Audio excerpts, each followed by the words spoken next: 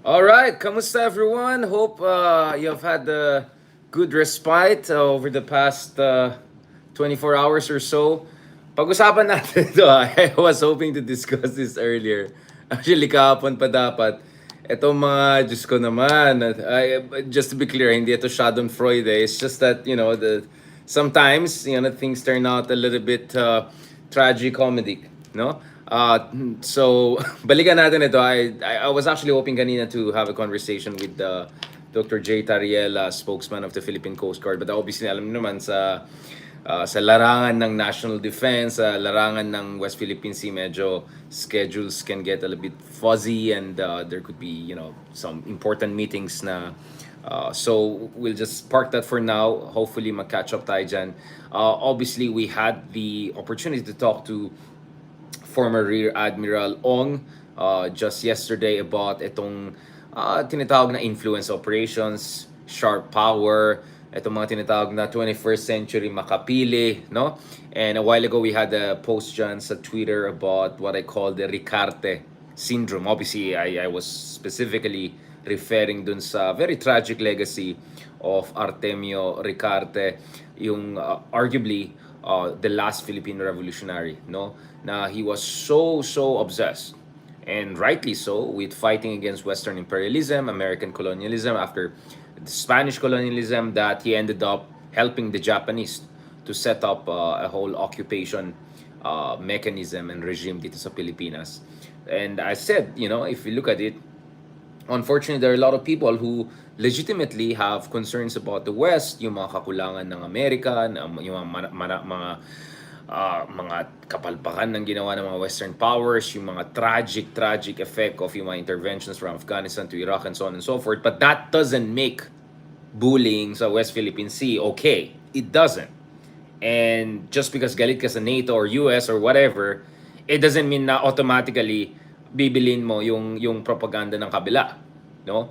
So I always said, a real patriot criticizes any form of imperialism, even if it comes from allies, and especially if it comes from neighbors who are doing to you, bullying you on a daily basis. So for me, kung totoo kang patriot, if hindi ka nawawalan ng perspective, because it's important for us not to forget yung mga maling ginawa ng mga ibang bansa sa atin, whether yung mga krimen ng mga Espanyol, yung mga namatayan, or yung mga very tragic impact ng American colonization ng Philippines. Yes, of course. Not to mention yung Imperial Japan's horrible crimes in the Philippines. But, hindi ibig sabihin yan, biglang magbulag-bulagan ka dun sa mga kalokohan na nangyari ngayon laban sa atin, just because it's coming from a country that is challenging these very Western powers that you feel are being abusive or too hegemonic, So, I call that the Ricarte syndrome, because I think it's unfair na we will paint everyone or anyone who has a line which is closer to the Chinese version of reality, or Chinese version of the West Philippine Sea narrative or South Chinese narrative. Unfair naman na sabihin mo na ay mga niyan, no? Huwag tayo mag-DDS style na tawagin natin bayaran whoever doesn't agree with us. I think that's unfair.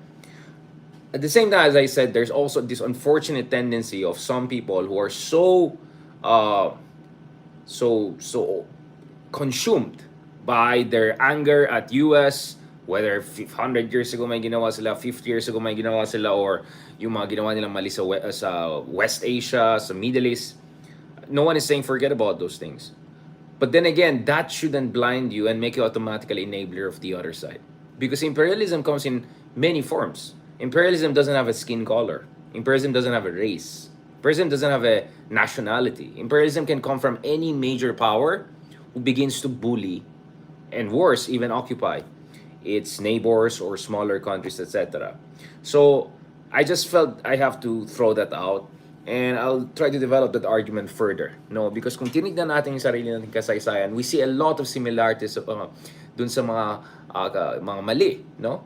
At yung mga mistakes ng ating mga forefathers, our revolutionary forefathers back in the day, and what we're seeing nowadays also by some people who think they're patriotic by opposing Western hegemony, whatever, but unfortunately some of them end up as enablers of those who bully the Philippines today. Diyan sa sarili natin bakuran. right? So no one is saying let's forget about horrible things that happened sa Balangiga, right? More than 100 years ago. But okay, tama 'yon. But wag natin i-justify or rationalize yung bullying na nangyari sa atin ngayon sa sarili natin bakuran, right? So I just wanted to throw that out. Now, going back to this, today kasi just as I wanted to go back dito sa issue ni Jay Sonza, um, it's quite tragic too, right? Um, Again, this is not to sympathize or empathize or anything like that, but I'm not also in a Schadenfreude kind of mood. I don't think that's correct. I don't think it's ethically correct. And in our system, I don't know dun sa mga ibang ganyan, it's supposed to be presumed innocent until proven guilty. So, just because someone is arrested doesn't mean my final verdict now. So let's see what the court ruling is going to be. Now, let's shortly talk about this Sonza case. It's another tragic case, and then from there, let's go to the latest intervention by some of our most brilliant senators, perhaps one of the most brilliant ever out there, no? Dito sa issue ng debt, no? At yung back and forth or some sort of contradictory statements between two senators, no? One obviously is doing her assignment. Okay, balikan natin yan. Bago tayo pumunta dun sa isa na ganyan. Uy, speaking of which, biglang nahanap ko nakita ko lang yung etong, 7-Eleven, Rodrigo Duterte, 7-Eleven, nung 2016 elections. Nako, bakit? Okay.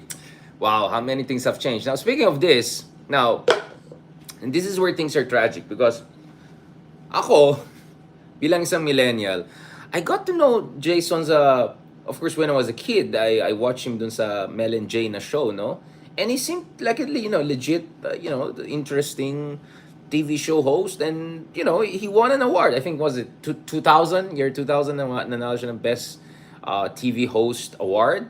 Yung mga PMC Awards, ganun. So, and then at some point, he was also the head of UNTV, a kind of an alternative TV channel, etc. This is someone who tried to run for office, Senate, Congress, etc. So, hindi siya basta-basang tao. And then, a few years ago, biglang may mga weird na mga parang nag-attack sa akin sa Twitter. And I know it's not just me, marami siyang, and then like, wait, Jay Sonza. Parang tinag-troll ako ni Jay Sonza. Like, what? Where is this coming from? Tapos interesting pa, ito si Jay Sonza, nakikisaw-saw pa sa mga geopolitical discussion na biglang, so syempre of course I was talking about yung ating trilateral security cooperation with US, with Japan, etc. Biglang minimension niya, bakit parang itong yung batang to, nakalimutan niya yung ginawa ng Imperial Japan. It's like, yeah, Imperial Japan did horrible things. We have to hold them accountable. At the same time, let's not also forget all the good things Japan has been doing for us in the past 56 years.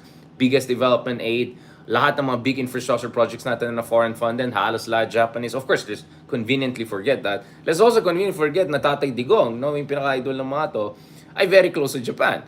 But anyways, I just parang tinitroll ako. Next thing I know, tinitroll si Chris Aquino, tinitroll si lahat ng mga influencers na more aligned dun sa opposition, etc. And then I was saying like, what's going on here? No, una akala ko ano lang 'yun, spoof account or like fake account or baka na-hack 'yan. Because sobrang puerile, no? Sobrang puerile. Yung mga tweets parang katsipangan, di ba? And then remember yung sinabi ni Chris Aquino, hindi nakapapatol sa tao na ang followers niya ay double digit. I mean, like, di ba, yung mga ganyan pag si Chris Aquino, minsan grabe rin si Chris Aquino pag pumatol eh. Parang, sorry, hindi ako papatol sa'yo, under 10,000 followers kayo. Parang may ganun si Chris, di ba, no, na parang, I'm not gonna increase your engagement or something like that. So yun yung context. And then nakita natin ito si Jay Sonza biglang, and this is the interesting part. Actually, this caption you see here, dito pinost natin. I saw what Esquire did. So, kinuha ko yan sa Esquire, kasi sa Esquire ko nakita yung update. So, nilagay dito, so sa right side, makita nyo nakalagay NBI detainee, naka-orange. Hindi naman Hermes orange or Louis Vuitton orange, more like Bilibid orange. Pero dito sa left, very interesting yung choice ng picture na ginamit. Tingnan niyo yung shirt na suot ni Jay Sonza. 'Di ba? Movement for Media Reform, MMR. Yan. Isa pang interesting itong MMR na yan eh. Because it reminds me very much of yung mga alam niya na this dun sa mga nakikita ko. Kasi alam mo naman mga kameta, ako I keep in touch with developments with Russia very closely, with China very closely, in the US obviously very closely, the disinformation campaigns in Europe, in US, alam natin yan. So, I was thinking, ano tong movement for media reform, mga ganyan, may mga Trumpian, mga ek-ek na yan. So, it's interesting na well, biglang nawala sa eksena ito si Sonza. And I was wondering what happened. Biglang tahimik na, hindi na tayo tinitroll sa Twitter. Boom! Next thing you know, ayan na. Don't worry, I'll get to it. But for the sake of discussion, of course, I suggest baka ma-hurt si Banat by dyan, but I suggest check yung vlog kanina ni Attorney Libayan, may co-Baguio boy, for understanding of the legal context dun sa, 6 years patas, prison rule, yung whole departure order, yung mga basics ng law. You can check it with them. I suggest you check Attorney Libayan as an interesting, just overview of the legalities of this aspect. But just to be clear, so may dalawang kaso dito, both estafa and large-scale illegal recruitment. Medyo, woof. So clearly, you're talking about crimes that make it very difficult for you to just, post bail and then just go abroad. Papunta yata Hong Kong or something like that. So, oof. So let's just go there and read it.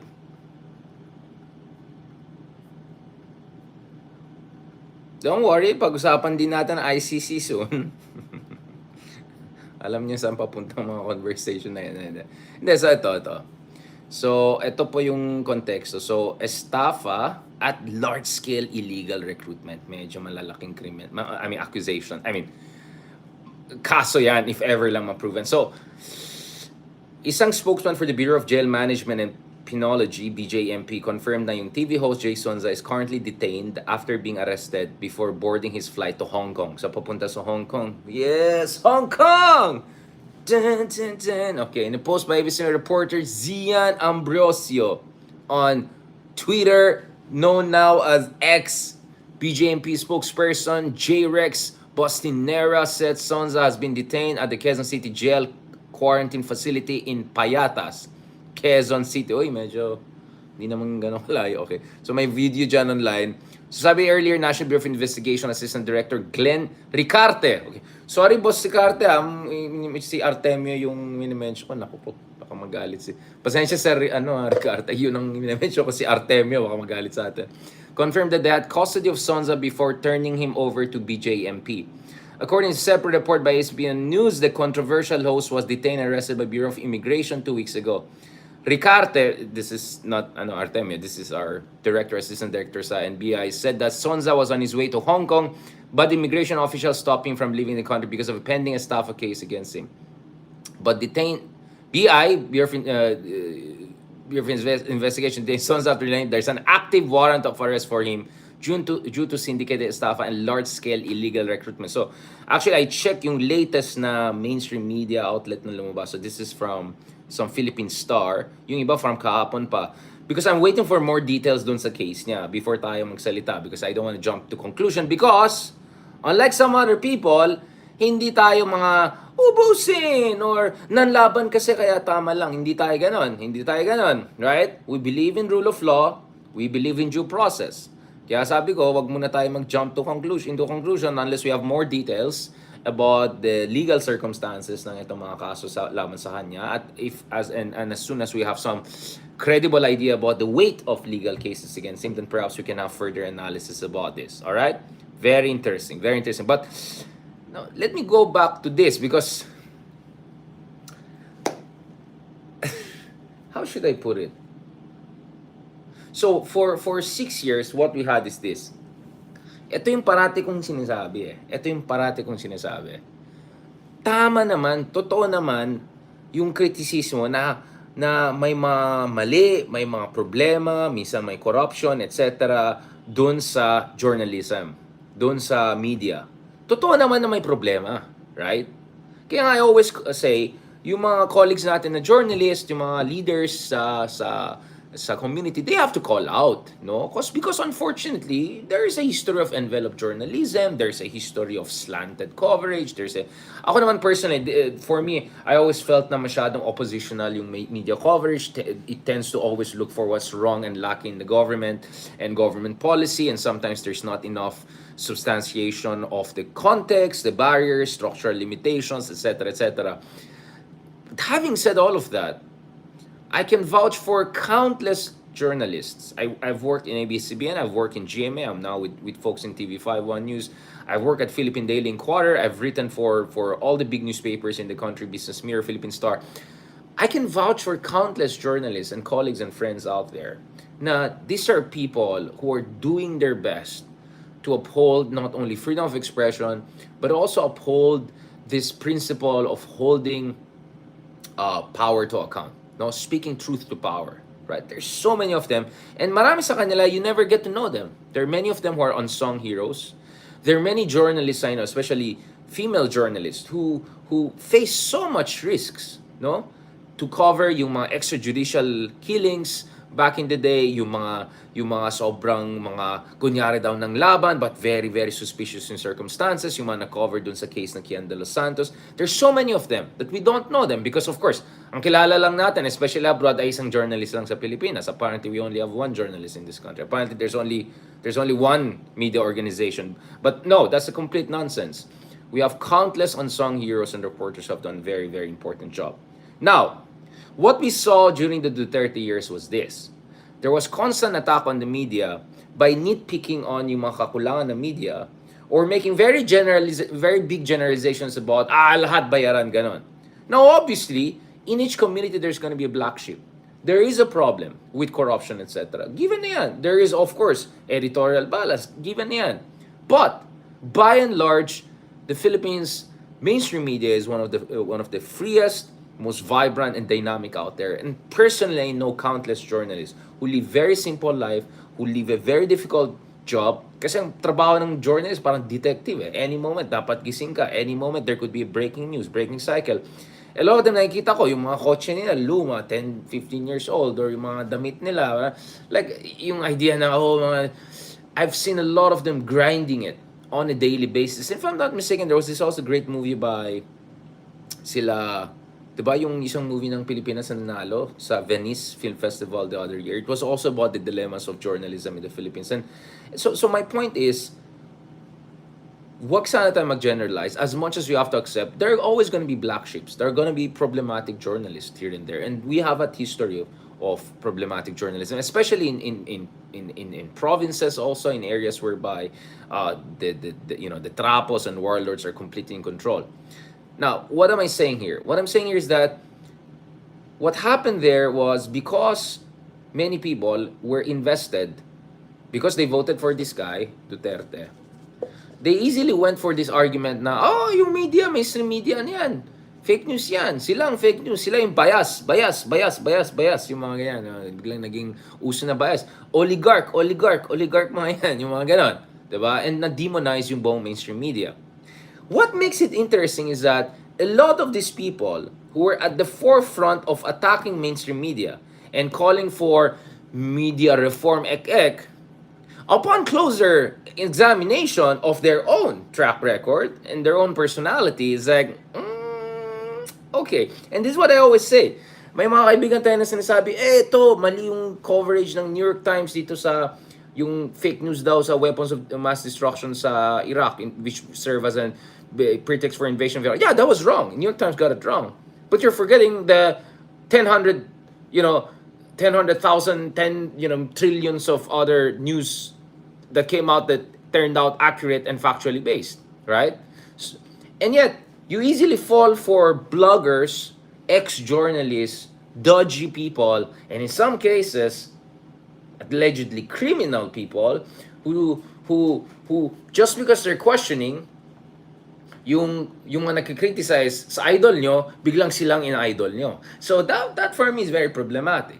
So the media could be 5% wrong, mainstream media, 10% wrong, but you're willing to go with people who are barely 10% right because they're attacking those who are 90% right lang, but because they're attacking your idol, then doon ka na. For me, that's one of the most ridiculous things that I saw over the past years or so. Yung sobrang atat na mag-criticize at maghanap ng mga butas dun sa mga coverage ng media, etc. And then biglang, ano ulit ang source mo? I see blogger, ganyan, blogger, ganun. It's like, wow, very interesting. Tingnan muna natin yung sinasabi ng vlogger na yan. Ayan. And once you go there, they don't want to go down that road na. Because alam nila yan. I mean, just look at a lot of these bloggers, a lot of these hindi, they don't even deserve the term thought leader, although I feel the term thought leader is so chipang, so woke, whatever. No, you're either a public intellectual or a real journalist or not. Okay, but anyway, going back to this, so upon closer examination, we can see a lot of people who were leading the attack on mainstream media and demonizing the Maria Resas of this world, demonizing the big newspapers, Philippine Daily Inquirer, ABS-CBN, whoever journalist, whoever thinker, whoever academic who was expressing their view. And then you examine them, or hintayin natin ng konti, makikita nyo, wait lang, sino ba to? Sino ulit itong mga taong yan? And that's exactly the argument we're raising today, which is, yung mga tao na nag-argue against the Philippine Coast Guard, yung mga tao na nagko-question dun sa sinasabi ng Philippine Coast Guard, and immediately, itinatanggap yung sinasabi ng kabila, let's also see, ano bang background ng mga to? Saan ba sila galing? Totoong expert pa mga to? I mean, I find it interesting that there's fora there by supposed experts, and then literally, alright, sorry, I don't want to be pedantic about this or credentialist about it, but if you're a real scholar or expert, siguro naman meron kang Google Scholar na di ba, profile. Para naman makita namin ano ba talagang publication mo.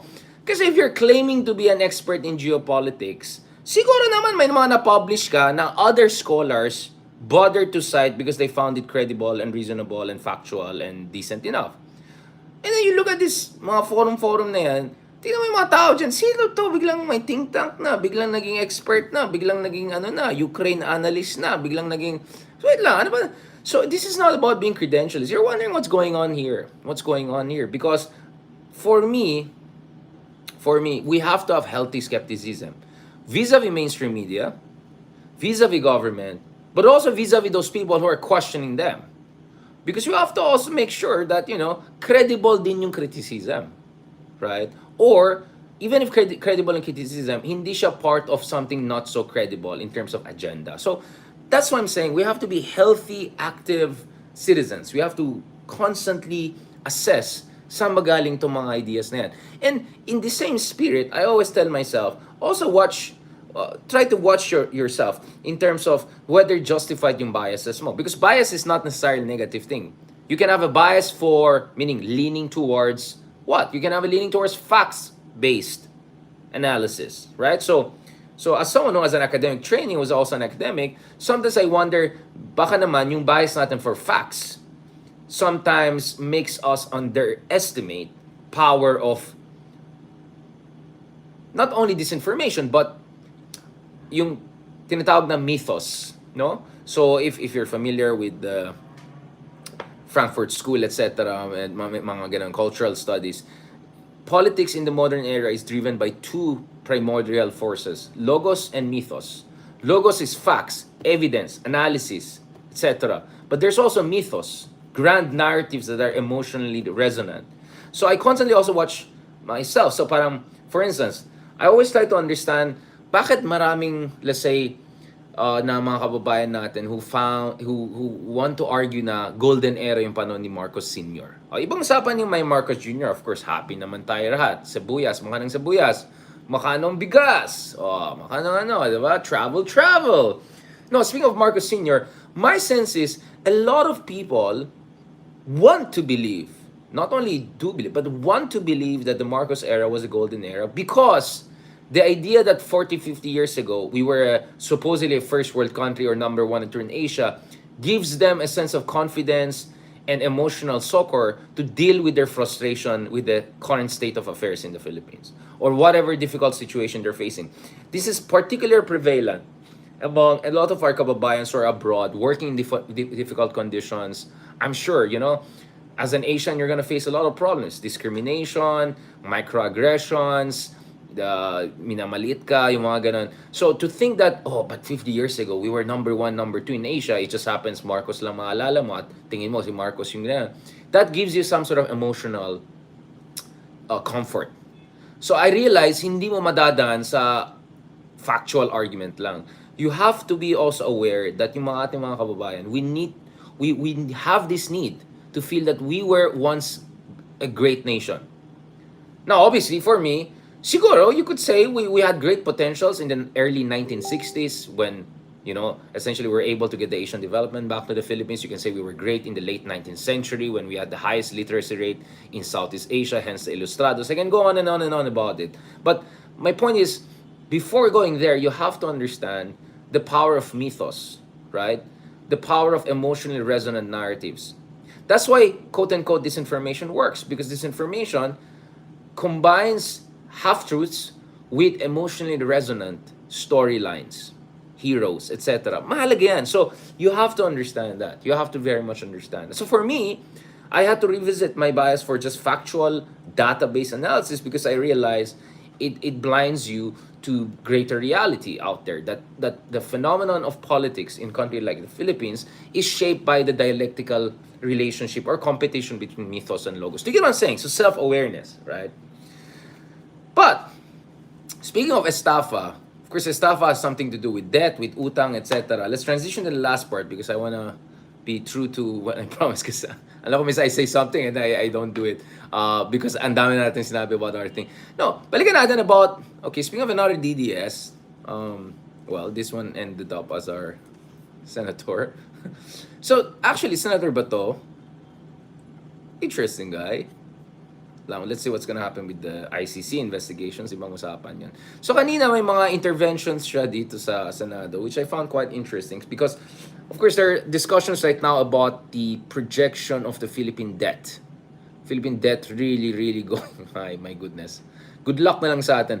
Aabutan na natin almost 16 trillion pesos debt. Anong ibig sabihin po yan?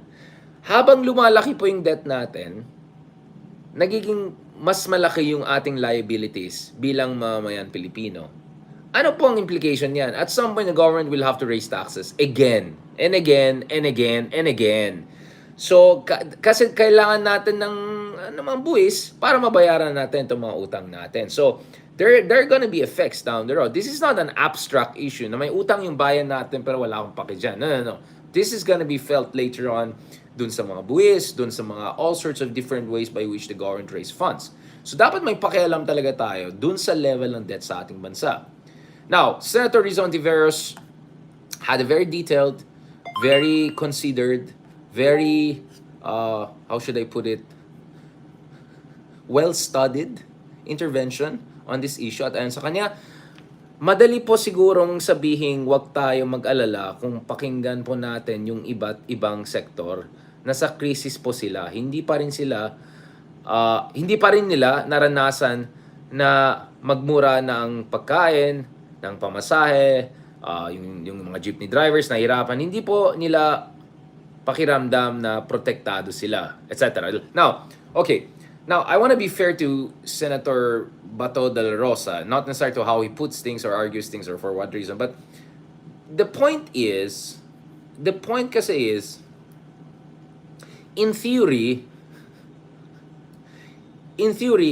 if you borrow, but you put that money into an investment that gives you a high ROI, then actually you'll end up with the kind of resources that allows you not only to pay for your debt, but actually to be able to even earn more in the future. So for instance, nangutang ka, nag-invest ka sa infrastruktura, nag-invest ka sa human capital, lalong nag-boom yung economy mo, yes, may utang kang additional, pero yung kinita mo out of your investment, yung ROI mo, yung return on investment mo is so good that it allows you not only to pay back the debt, but to have so much extra money to improve yung basic infrastructure, public services, and yung kalagayan ng ating mamamayan. So, in abstract, there's nothing necessarily wrong with utang. But, there should be also a proper examination of whether ito mga inuutang natin at lumalaki na utang natin, whether ito ay napupunta sa tamang mga investments. Ano pang ROI ito, no? At hindi lang ito yung nagbabayad lang tayo ng mga utang ng dating administration all the way going back to Marcos Sr. I mean, that's the irony, right? Base doon sa Ibon Foundation, binabayaran pa rin natin yung utang ni Marcos Sr. and nasa Marcos Jr. administration na tayo, di ba? So, let me just show you that. Basta sabihin na nag-invento ito si Darian. Ito. Oh. Because 'di ba, kung mangutang ka, kahit binayaran mo yung principal, may interest na naman 'yan. Tapos uutang ka pa para babayaran mo yung not only principal but also interest. So magkakaroon ng snowball effect, no? So one of the biggest ironies in the Philippines is that so yun 'di ba yung sinasabi yung the crimes of the father is not crimes of the son. Well, yung utang of the father is now still being paid sa panahon ng anak. Diba? This is the situation we're facing right now dito sa Pilipinas, no? Ito pakita ko sa inyo yan.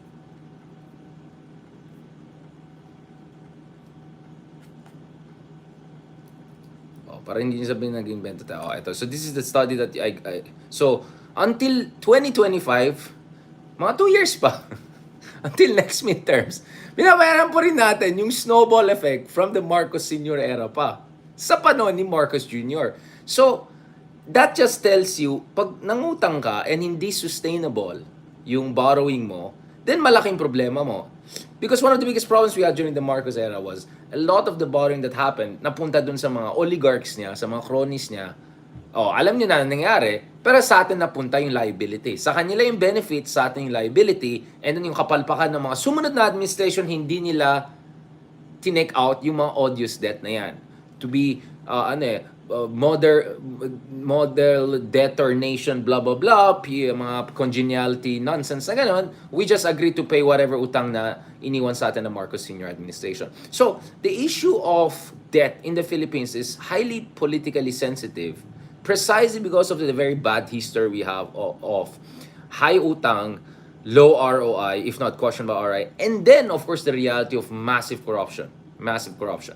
Alam natin yan. Aminado mismo yung mga government official na laking pera na pupunta sa corruption every year. So, kaya syempre, you cannot blame people being sensitive about the issue of debt. Although, we're at around 60% of the GDP? That's high, but not as high as many other countries. Greece, 150, 200%. China, some would say if you put their hidden debt, it's also close to 200%. But nevertheless, just because others have it worse doesn't mean that we should just be reckless about this.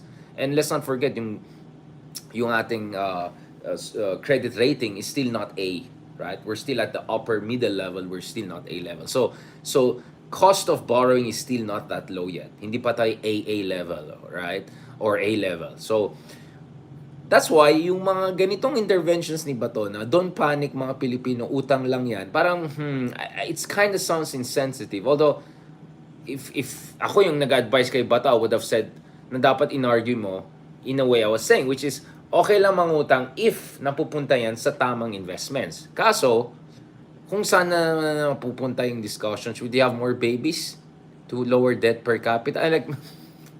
Yung mga ganyan, I mean, I honestly don't know what's going on here. Is this really a reflection of lack of debating skills or it is pa-cute? I don't know what's going on. So, ito yung question. So, sinabi nila, kawawa pala tayo, hindi pa pinanganak yung apo ko, may ganito ng utang. Meron naman nagsasabi na mas maganda siguro kung mas mga anak tayo ng marami anak kasi para lumaki ang population. At pag lumaki ang population, mas marami maghahati-hati sa utang, mas mababang per capita ng utang natin. It's like, honestly, what's the purpose of that kind of point? I mean, it sounds funny and all, but this is quite a serious issue, right? I think we have to have a very intelligent, serious discussion about pag nangungutang ng Pilipinas, napupunta pa sa tamang investments. And how do you make sure na bawas-bawasan natin itong corruption para yung mga nangungutang natin hindi napunta kung saan-saan? Pupunta sana ito talaga sa eskwela, sa infrastruktura, sa public services, sa recovery sa pandemic, all sorts of different problems that we're facing. Sa subsidies para matulungan natin yung ating mga drivers, yung ating mga magsasaka, papunta yan sa national defense para depensahan natin yung West Philippine Sea. So, yun nga again, we really deserve better and more serious discussions about the Philippines' fiscal health. Because katulad ng sinabi natin earlier this month, if you look at it, one of the big reasons why the Philippines ranks second to the last pa rin, second to Mongolia in the Asia Pacific region in terms of economic competitiveness, one of the big reasons is concerns about corruption and fiscal stability sa Pilipinas. Hindi pa rin sigurado ang mga investors kung ang Pilipinas ay medyo stable pa rin yung resource management natin. Yung mga buwis na kinokollect natin, yung mga government revenues na kinokollect natin, minamanage ba natin na mabuti? Saan ba pupunta ito? Napupunta ba ito sa tamang investments over the long run para maging mas attractive, mas competitive ang Pilipinas? So, clearly, there's so many indicators, so many studies that suggest we need to do something about our fiscal stability. Even if, as I said, in principle, I empathize with the argument of Secretary Jokno, and I also empathize with whatever I think Bato was trying to say, which is, hindi naman utang per se is wrong, right? But yun nga you have to also justify this steady expansion in the Philippine debt level and the debt to GDP ratio level. Because it's also true na lumalaki din yung economy natin. So, kung lumalaki ng economy mo by 10%, even if your debt increased by 5%, then you're still outstripping that. But the reality here is that the Philippines is still recovering from the pandemic. And we have a lot of problems with whether we're getting quality reinvestment of the money na inutang natin. Not to mention yung mga utang na binabayaran natin from the snowball effect from the Marcos Sr. period pa. Alright? Now,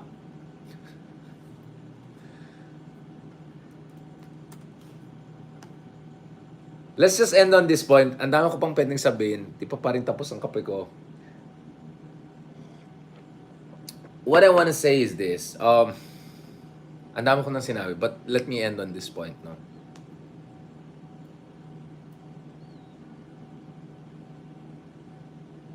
All that 6 years of Tatay Digong and all of that, I think it should be, I mean, it was a shock. But sometimes, if you interpret shocks in the right way, you can come out better and stronger than out of it. Diba? Yun yung parating sinasabi na the difference between the villain and hero is how they respond to either tragedy or trauma, right?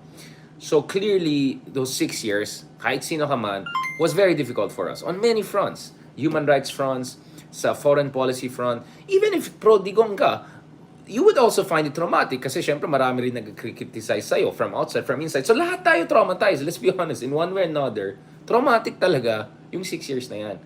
Traumatic kung pro-digong ka dahil ang daming mga attack sa'yo na tingin mo unfair. Traumatic din para sa dun sa mga kabila kasi my goodness, what's happening dun sa human rights situation. Hindi pwedeng ganyan-ganyan lang na banana republic situation. Hindi pwedeng ganyan-ganyan lang sa China. So, this was really difficult for all of us, no? In many ways.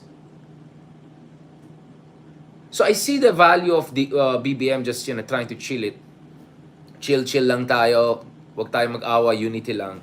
Pero we have to level up talaga. We have to level up talaga. So, as I said, dito sa issues ng fiscal sustainability, wag sana yung mga pakit-pakit lang ng mga interventions. Or wag rin sana alarmist.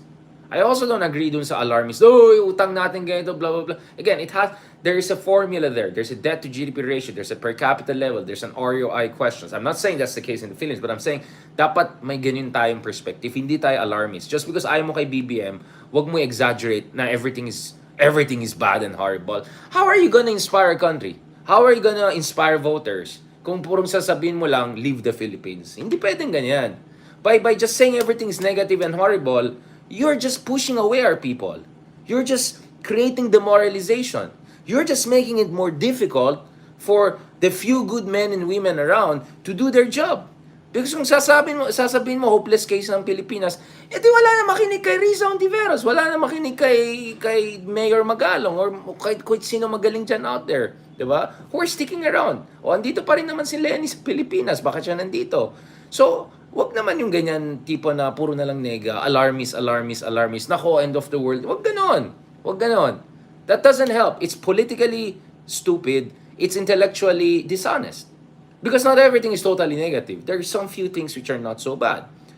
So, for me, it's about learning those right lessons. It's about acknowledging yung mga kakulangan at saka yung problema. But also pushing it. Right? Pushing the envelope constantly. And for me, after that 6 years of all of these Sonza types attacking mainstream media, etc., well, now we see how credible these attacks were. nonetheless, dapat maging honest din ang mga kasama natin sa world of journalism na, we have to elevate the standards. We have to make sure the working conditions are better, the pay is more decent. We have to call out some weird practices. We have to resist some editorial interventions. We have to make sure oligarchs don't control the messaging. Even yan. But, nevertheless, all legit journalists in this country, and there are thousands and thousands of them, deserve credit for holding the line. Not just one person or one organization, right? Just be clear about that. Um, and then the other thing I would say also is, siguro ito na rin yung panahon na talagang tapusin na natin itong US ka ba or China ka ba? Yung ganyan, saan tayo tataya? Yung mindset na ganun, tama naman yung sinabi ni mendicant foreign policy, yung ganyan na saan tayo tataya. That kind of mindset is pathetic. Diba? Yung, stick ba tayo dun sa mga old power? Or banbago na tayo kagad dun sa isa una? Pathetic yan. Loser mindset yan. Dahil kung matalino ka talaga at patriot ka talaga, you will look for a whole networks, flexible, asymmetric, dynamic networks of partnership para tulungan ang Pilipinas to push us in the right direction. Yun ang dapat natin gawin. So again, yung 6 years ni Tatay, yung all the antics that we saw West Philippine Sea, as bad as they were, medyo namulat din tayo dun sa mga kakulangan natin sa West Philippine Sea, kakulangan natin in terms of leadership, kakulangan natin in terms of proper discourse and discussion and understanding ng mga karapatan ng ating bansa, ating mga mangingisda, kakulangan sa ASEAN, kakulangan sa ating mga alyansa, nabuking din ng Amerika na talagang may kakulangan sila sa atin Anong ginawa nila para sa atin nung mischief reef na wala sa atin? Anong ginawa nila para sa atin nung walang Scarborough Shoal? So na-pressure natin sila ngayon, medyo mas supportive na sila sa ayungin. But kulang pa rin yan. Push pa rin natin. So wag tayong loser. Wag tayo saan tayo tataya. At wag sana yung tipong dahil galit ka sa mga ginawa ng Amerika dati sa Balanggiga, biglang magbulag-bulagan ka dito sa mga nangyari sa ayungin. Hindi rin po tama yan. Hindi rin po tama yan. Wag natin gayahin yung mga mistakes ni Artemio Ricarte, di ba? Back in the day. So, mali talaga yun, di ba? Anyway, dun sa mga followers natin na family name nila Ricarte, pasensya na, I didn't mean, I was just talking about the Artemio Ricarte case. All my respect and love, And I know, tragic kasing case ni Artemio Ricarte because I know he really loved the Philippines and pagod na pagod siya sa mga Western imperialist, mga ganon. Yun lang, that blinded him to what Imperial Japan was becoming. Nevertheless, China is not Imperial Japan. It's a different kind of system. They're definitely not as aggressive as Imperial Japan or anything like that. So let's be clear about those facts. But we need to be firm. We need to engage. We need to be firm and we need to go beyond. Kasi ganyan na nakita ko yung mga proposal. Ibigyan na lang natin yung pag-asa sa US. Yung mga ganyan, anong klaseng pag-iisip yan? Kaya ang pinaglalaban natin, bibigyan natin sa ibang superpower. Anong klaseng pag-iisip yan, di ba?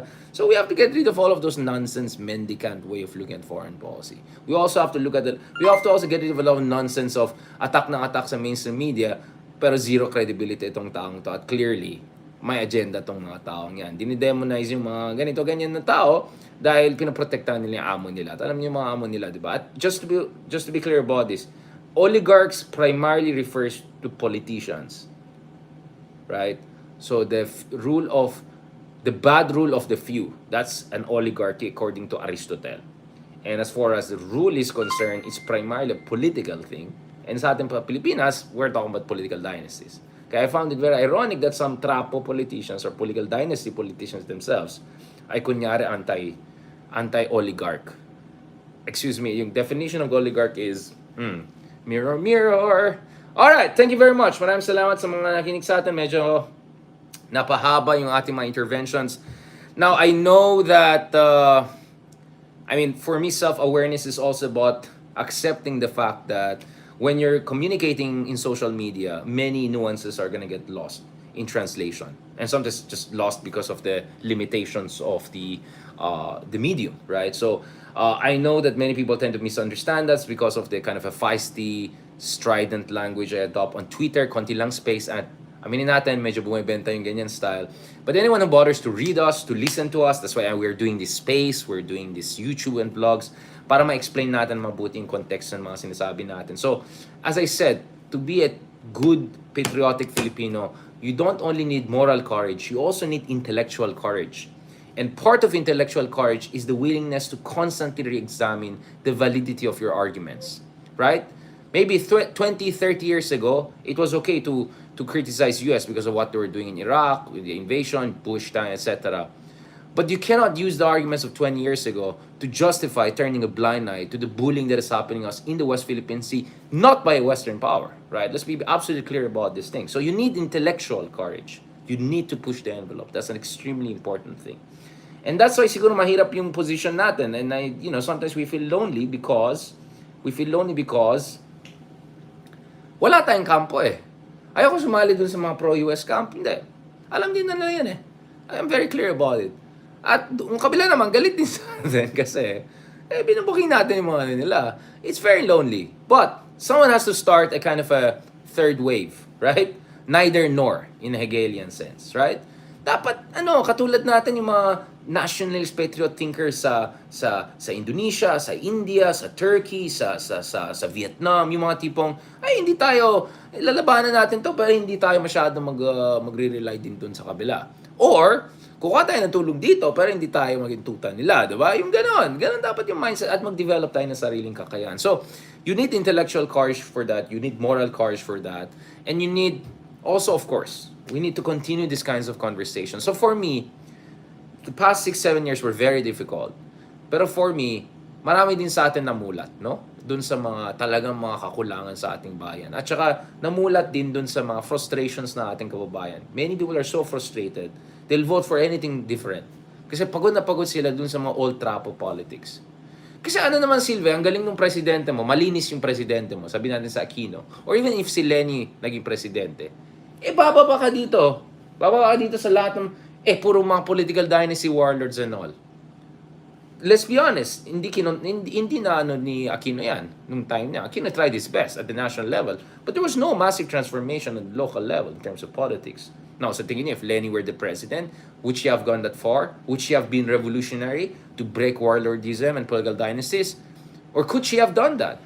Or could she have done that within the existing liberal capitalist framework we have? Diba? Baka ma-retag na ako. But you see what I'm saying? Like, dapat malalim tayo mag-isip. Hindi yung manok ko, manok mo, pula, dilaw, yung mga ganon. Kakamping, Huwag ganyan. Yung mga ganon style. Kawawa yung bayan natin kung hanggang dyan lang tayo. Para tayong mga bata, nag-aaway lang. My team versus your team. Hindi pwedeng ganyan. So, yes, it gets lonely. Sometimes dahil kine-question natin ng mga multiple camps. But, sa aking palagay, that's the only right thing to do. And I know talaga, history is on our side.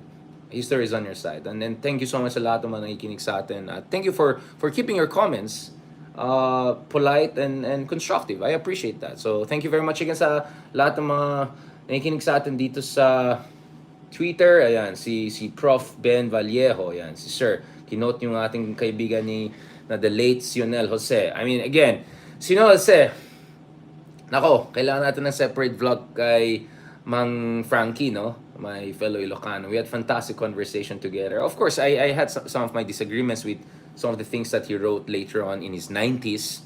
But let's never forget the great works of art and patriotic literature that he produced throughout almost a century of life. So God bless him. God bless his soul. Please, wag tayong mag-cancel culture, whatever. Go and read his stuff, including yung Vibora, no? Yung story ni Ricarte. He wrote a whole novel about that, which I think is really worth it. Maraming salamat also kay Ma'am Jocelyn, kay Kabudil. Sabi niya, worth mentioning too that the money used to service the loan is money taken away from public services like health, education. Exactly. Yung loan payments also. In fact, one big reason na konti lang yung infrastructure na ginawa after Marcos Sr. is because napupunta sa pangbayad ng utang. Ang laki ng share ng ating national budget ay napupunta sa tinatawag na debt servicing. That is a big mistake. And guess who justified that? Technocrats justified that.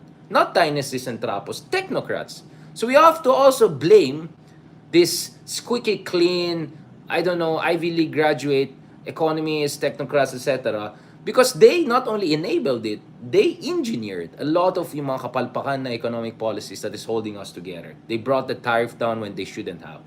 They expose us to competition when they shouldn't have. They did not invest in industrial policy. They didn't have a smart trade policy. They just focus on inflation, but they forgot about employment generation. So yan, dapat pag-usapan natin yan. So thank you very much again sa mga spacers natin. And yes, let's continue this conversation.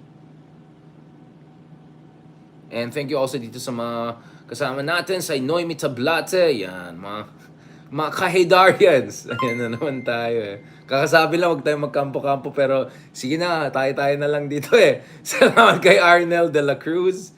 Talagang pang artista. Salamat kay Vida May Soriano. Salamat kay Jack Cristobal. Yan. Again, salamat kay Moller, Lilibet, kay Ma'am Jocelyn. Thank you so much for your support. Kay Weng Malvi, salamat. Ayan. Thank you kay Angeline Simons also. Of course, we try our best. Si Ella Ricanov. Ayan. Sana daw mamulat ang ating mga let's go. That's it. Yeah, tatay. All right. Okay, thank you very much guys and talk to you soon. Continue natin kung may mga updates dun kay Jay Sonza guy. I didn't wanna push further kasi wala pa naman more details. So once we have more details, we can have a more reasonable discussion. Salamat. And thank you also dito sa mga supporters natin on YouTube. Maraming salamat. Both yung mga nag-comment at yung mga nakatago na alam ko nakikinig dyan pero hindi nagko-comment. Maraming salamat dyan kay Carmel, kay Rising Flag. Thank you very much kay Mama Victoria as always. Thank you for your support. Kay Roy Samontes, kay Gameplay Tube, kay Alona Goles. And thank you. I appreciate you guys keeping your comments professional, etc. Please, I if whatever, basta, let's keep comments always. Huwag tayo mag-away. Let's keep, weird comments out. Wala, professional, ethical. Ganyan lang tayo. Alright? Thank you very much. And I really appreciate you guys supporting us. God bless. Salamat.